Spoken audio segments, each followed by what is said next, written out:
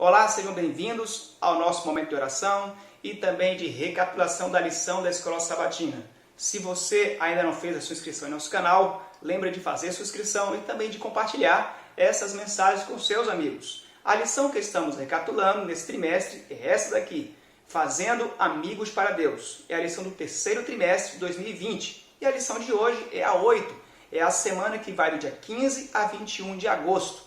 O título da lição é Ministrando como Jesus. O verso para memorizar está em Mateus 9, verso 36, que diz assim: Vendo ele as multidões, compadeceu-se delas, porque estavam aflitas e exaustas, como ovelhas que não têm pastor. Esse é o verso que temos no exercício para memorizar durante essa semana. No sábado à tarde encontramos que Jesus ele atendia às necessidades físicas, emocionais e espirituais das pessoas que o procuravam. E ele ganhava confiança delas. E em seguida dizia, segue-me. O maior objetivo de Jesus é tornar as pessoas seguidoras comprometidas com a salvação e com a vida eterna. O ministério de Jesus não era só de palavras, era de palavras e ações. Assim, ele pregava aos ouvidos e aos olhos. Por isso, o convite de Jesus, quando era feito às pessoas, era quase irresistível. Domingo, a atitude de Jesus em relação às pessoas. Enquanto na religião dos escribas e fariseus eles diziam que não deveriam as pessoas santas ficarem com os pecadores, Jesus ele ensinava justamente o contrário. Ele ilustra que o verdadeiro cristianismo é como o sal, é como a luz. O sal só tem utilidade se estiver misturado.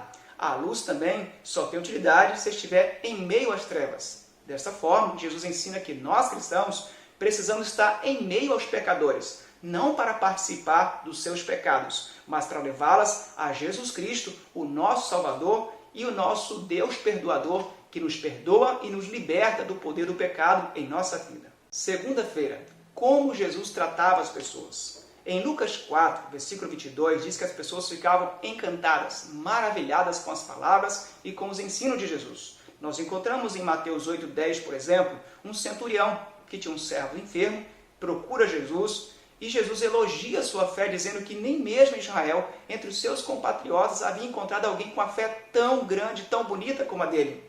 Também em Marcos 12:34, encontramos Jesus elogiando a resposta de um escriba.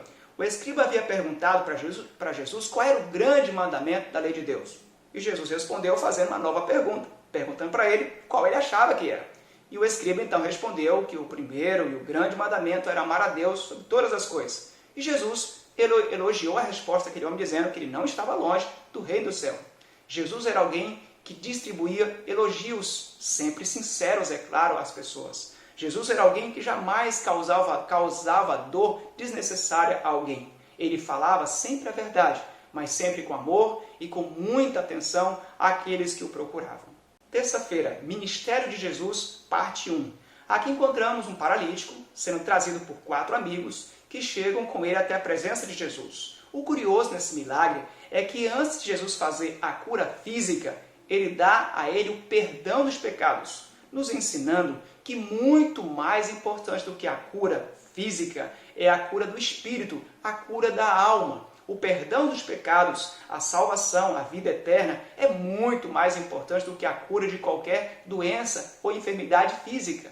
Jesus, antes de dizer ao paralítico, levanta-te e anda, ele diz, os teus pecados estão perdoados. A cura, ela é importante, mas não é mais importante do que o perdão, do que a salvação dos nossos pecados. Porque a cura apenas física seria apenas para essa vida, mas o perdão e a salvação, esse é o mais importante, porque nos salva para a vida eterna.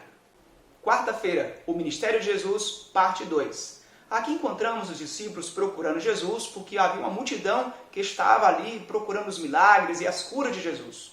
E Jesus não atendeu aquela multidão, o que surpreendeu os discípulos. E Jesus aproveitou para ensinar aos discípulos que ele queria ser conhecido não como como alguém, um milagreiro, não é com alguém apenas que curava a cura física. Jesus queria ser conhecido como alguém que ensinava o Evangelho eterno e curava as pessoas fisicamente a fim de despertá-las para a necessidade da cura da alma, a cura espiritual. Jesus buscou sempre fazer o milagre, mas sempre direcionando as pessoas para uma vida eterna, para a importância da salvação acima da cura ou de qualquer milagre que ele pudesse realizar.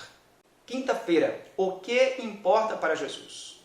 Enquanto o capítulo 24 de Mateus nos apresenta sobre o que vai acontecer, que é a volta de Jesus e os seus sinais, no capítulo 25 vem apresentando 3 parábolas. A parábola das 10 virgens, a parábola dos talentos e a parábola do grande julgamento.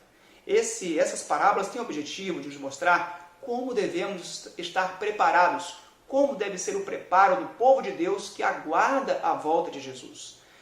A parábola das 10 virgens vem destacando a necessidade que temos de possuir o Espírito Santo em nossa vida e estarmos cheios do Espírito Santo. A parábola dos talentos mostra a necessidade que devemos estar sempre ocupados, trabalhando para multiplicar, para usar os talentos e dons que Deus, o nosso Senhor, nos confiou. E a parábola do grande julgamento mostra que a verdadeira religião é aquela que no dia a dia é prática, é uma religião que pratica obras que revelam a fé genuína que nós possuímos. Os cabritos no grande julgamento são condenados não porque fizeram algo de errado contra a lei de Deus diretamente, mas porque eles deixaram de fazer. Eles são condenados por pecados passivos, como diz em Tiago, né? Aquele que deixa de fazer o que sabe que deve ser feito, nisso está pecando. E esse é o pecado que aqui é apresentado no grande julgamento. Na sexta-feira, no estudo adicional, eu quero apresentar uma citação que está no livro A Ciência do Bom Viver, página 145, que diz assim: muitos não têm nenhuma fé em Deus e perderam confiança no homem, mas apreciam os atos de simpatia e prestatividade. Ao verem isso, o seu coração é tocado, brota gratidão e ateia-se a fé. Veem que Deus cuida deles e ficam preparados para escutar ao ser-lhes aberta a sua palavra. Veja que impressionante.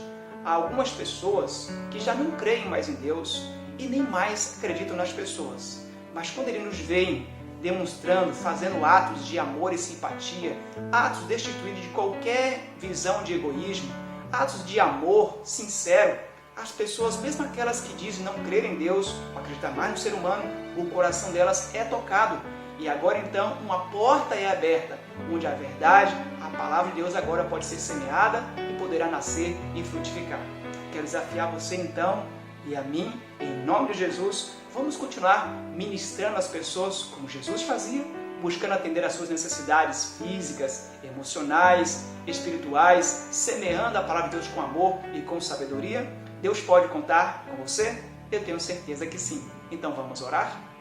Nosso Deus e amado Pai, nos ajuda, nos ensina cada dia a ministrarmos as pessoas como Jesus fazia, buscando sempre levá-los, acima de tudo, a se prepararem para o reino da eternidade.